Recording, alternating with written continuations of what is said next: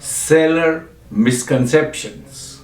Sellers come with a lot of preconceived notions, and the top one is they can set the price at which the property should sell.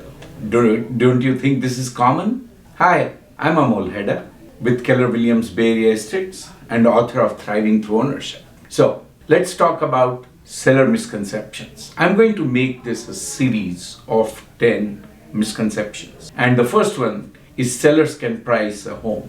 The home is priced. So just to the contrary of what most sellers believe, homes are offered by the buyers. The list price is just the driver to bring buyers to the property. But once the buyer comes to the property, the buyer determines the price.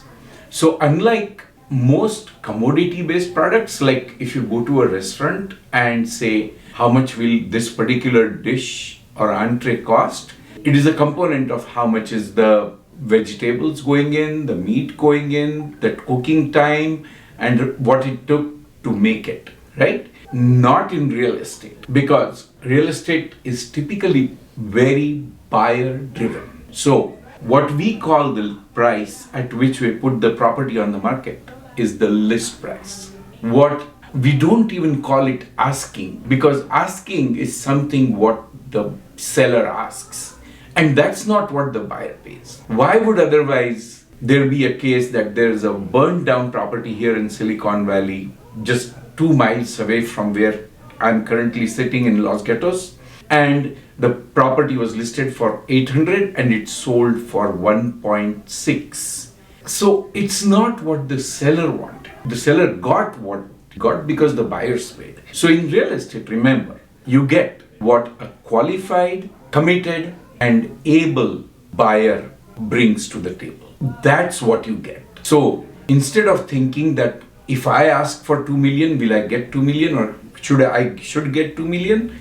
That's not the logic. It's more by the buyer. Number 2, if you really want to go down to how the appraiser values a property, it's a very technical matter. Appraisals run into 20 to 100 plus pages, and they include all the surrounding sold data, how the condition of the property was, how old is the roof, what is the type of foundation, where is the street located, what is the busy street, and all such things.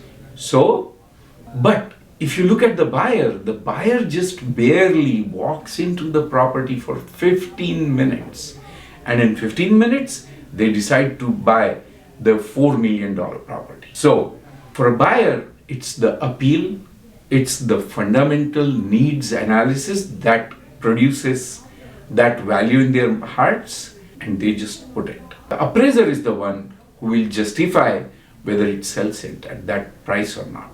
So you still think the seller can determine and control what they get? Think again. Do you think this video makes sense? If you do, please share it amongst your friends. And if you like this video and would like to look at more of these types of videos, please subscribe, like, and hit on the bell button. I'll see you on my next one.